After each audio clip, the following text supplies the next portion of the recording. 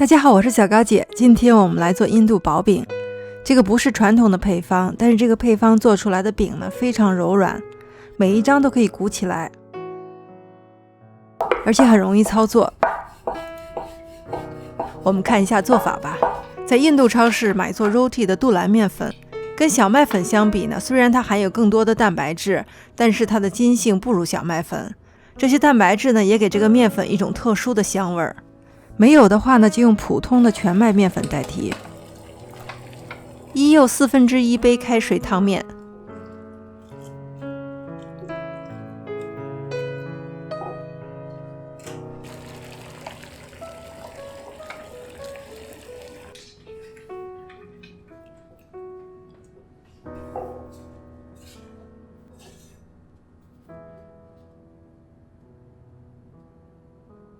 稍微放凉一点，我们来揉面。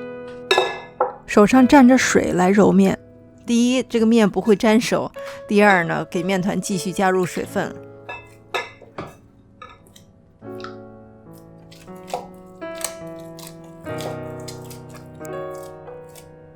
看到这个软硬程度就可以了，然后稍微揉它1分钟，把它揉均匀。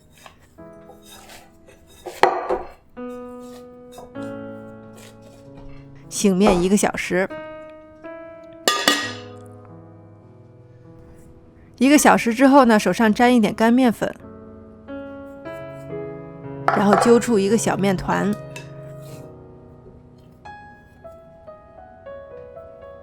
在手心把它滚圆，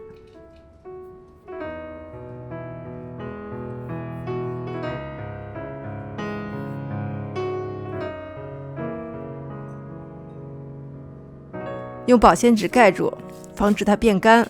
拿一个小面团，蘸上干面粉，这个是普通的中筋面粉，摁一下，然后用手把边缘捏薄。这样呢，饼擀薄之后呢，它的边缘很均匀，不会偏厚。擀饼的手法以前也说起过，左手推出去的时候用力，右手拉回来的时候用力，它自然就转起来了。或者按照你平时擀面的方法都可以。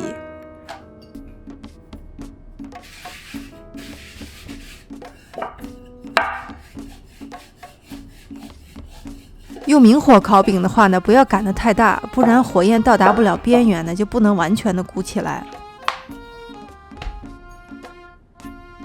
2个手捣一下，把多余的面粉抖掉。锅烧热，用中小火来烙。你看到的是一张饼正常的烙饼速度，大概1分钟多一点就可以烙好。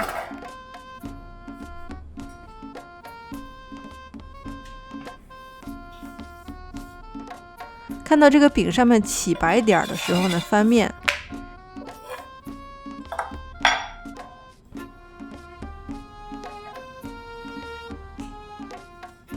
用一个干净的毛巾压住它转动，可以让这一面受热均匀。很快就可以看到小气泡了，再等等。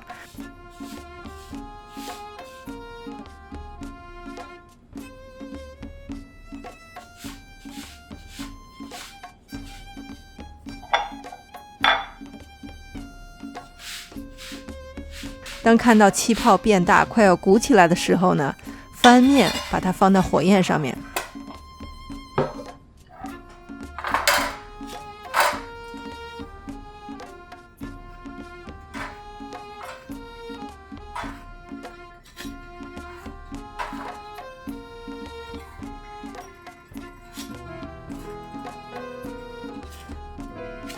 借助火焰的热量，这个饼就完全鼓起来了。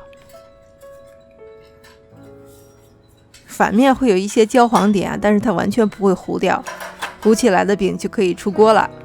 是不是没有看过瘾啊？再来一次。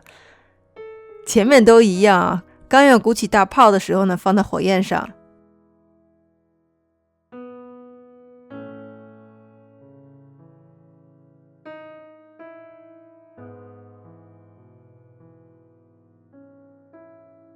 如果是电炉没有明火，就用锅烙，可以擀得大一些。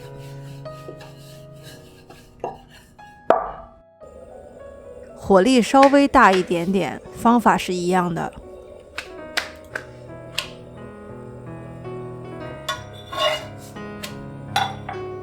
我以前做 roti 呢，总认为水越多，水蒸气就越多，它就会越容易鼓起来。结果拼命的往里面加水，面团越来越软，越来越粘手，操作变得非常困难。其实呢，我以前忽略了一个问题，水蒸气要有，但是饼皮的两面要完整，没有破损，才可以把气体包住。所以不需要特别湿的面团，软硬合适的面团呢，操作起来不仅容易，而且完整性更好一点。用了烫面的方法，增加了面团中的水分，饼烙好之后呢，会更加柔软。如果饼皮有破损的地方呢，用布子或者是锅铲把破的地方堵起来，其他的地方还会鼓起来。抹上有盐黄油，用布子包起来，放到密封的容器里头，它会变得更软一些。吃多少烙多少，饼放凉之后呢，会稍微变硬一点。剩下的面团呢，放到冰箱里冷藏，吃的时候直接拿出来烙。从下面拿，它会更软一些。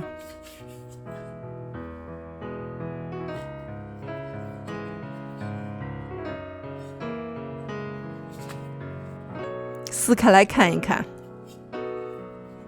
你现在知道为什么饼鼓起来才会好吃了吧？